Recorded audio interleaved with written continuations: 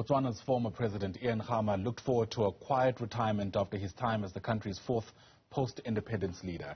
A decorated military officer, he entered mainstream politics and became the country's president from 2008 to 2018. Recently, reports of tensions with his successor, Mokgweetsi Masisi, and alleged threats to his life have made headlines. My co-anchor, Michelle Craig, had an exclusive interview with him just a short while ago. Let's have a look. Former Botswana President Lieutenant General Ian Khama joining us this morning, and it is good to be talking to you this morning. I want to begin by asking you this question, Mr. Khama. You succeeded former President Festus Mogae to become President of Botswana. Just a bit of a history lesson for our viewers this morning. So that was between 2008 and 2018. Your name obviously carries a long family history dating back generations. How has this history influenced your political life in general? Well, I think it would be true to say that one has always been very conscious of the legacy that my father, grandfather, great-grandfather played in the history of Botswana and indeed in its development. Of course, I would never ever forget that my own father was the founding president of Botswana. And for me, a very poignant moment was in the year 2016 when we celebrated our 50th anniversary of independence. And when I stood there at one particular ceremony, I recalled how 50 years before that, my father had stood at the same place during the independence of Botswana when it ceased to become a British protectorate. The 2009 general elections, how did those elections change the political path within the Botswana Democratic Party? Well, I don't know if it actually changed the political path because the Botswana Democratic Party up until then had always been successful at general elections ever since independence. And I think the tribute must be paid to all my predecessors, you know, my father, President Masire, President Mogae, in that it was able to deliver to the people of Botswana people-centered policies. And that's something that I indeed try to continue and pursue during my term in office. Mr. Khama, you were always perceived as someone who enjoyed military power. Is that a fair statement to make? Could this be why you are so-called seen as a threat to national security?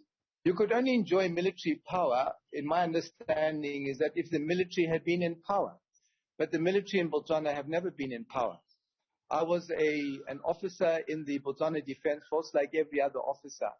And I rose to become the commander of the Botswana Defense Force. So the military in Botswana have never been in power. The SKI Khama Foundation recently releasing a damning statement giving details of a possible continued politically motivated persecution against you. I mean, are you in fear for your life?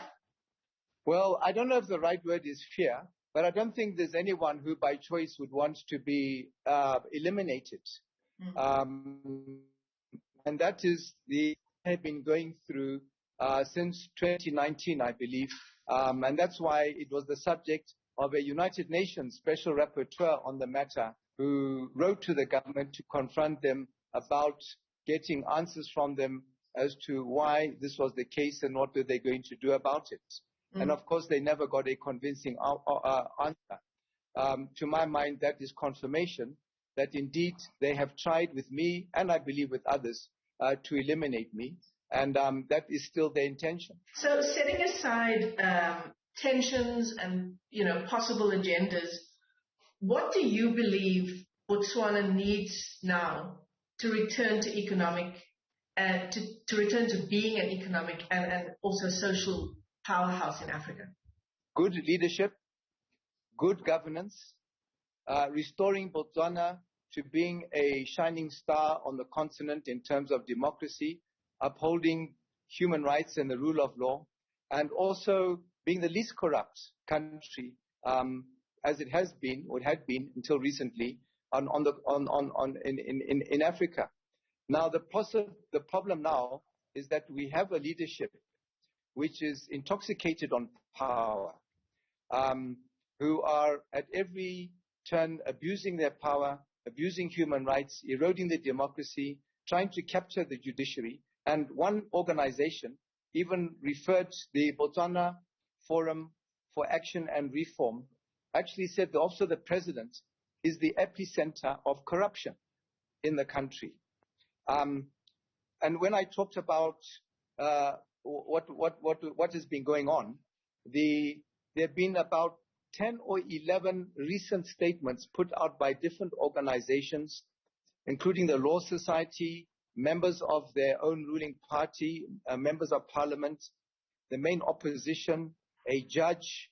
There were a coalition of NGOs, human rights organizations, the Botswana Federation of Public, Private and Parastate sector unions, who have all been condemning the abuse of power and undermining the rule of law in Botswana. So I just want to point that out, that is not me. It's not just about me and Masisi. It is the crisis in leadership. Plus, I can tell you right now, the last 2 to 3 weeks, there's a motion in our parliament, a motion of no confidence in the government. So that just indicates to you how bad things have gone. We see rising crime. We've seen the tourism sector collapsing. You know, there's just total breakdown of government in the country. Everything that you've just said now, are you open to running for office again? No, even right from the beginning, politics had never been on my radar. I was approached by my predecessor to leave the army and come and join him in politics. I had never intended. And when I handed over to this man, I did so knowing that if occasionally I would be asked to campaign here or there, I would do so for them. But after I saw the complete breakdown and the destruction of the principles that the BDP stood for, I left that party and I became the patron of another party, and I've been assisting them in the campaigning. And that's one of the reasons, due to the high intolerance that now exists in the leadership in Botswana, that they are coming after me. Do you feel safe at the moment as a former president of Botswana? Not in my own country. I'm definitely not safe. I mean, these people have managed to get search warrants. They've come and they've invaded my properties under the pretext of looking for, referring to me as a national security threat. I don't know how somebody who's been in the army, who's been president of the country, suddenly overnight becomes a national security threat. But it's just one of these fabricated stories that they're putting out because of his intolerance to opponents. What does your return to Botswana look like at the moment? Well, I mean, when I came across the border, I came across like anyone else. And when I go back, I'll go across like anybody else. And I suppose a timeline is not something that you'd like to discuss with us here. Well, you know, in fact, that's interesting because I had intended returning a week into my visit here. And literally every week I've been wanting to return, but I've had to postpone it because of meetings that have been requested of me by various entities and individuals, both in this country and from outside this country. So I just thought, well, whilst I'm here, let me just conclude all those consultations and then I'll go back. Mr. Ian Khama, let me thank you for your time this morning. Thank you so much for sitting down with Newsroom Channel 405. That's the former Botswana President Ian Khama speaking to us here from South Africa. Thanks very much indeed.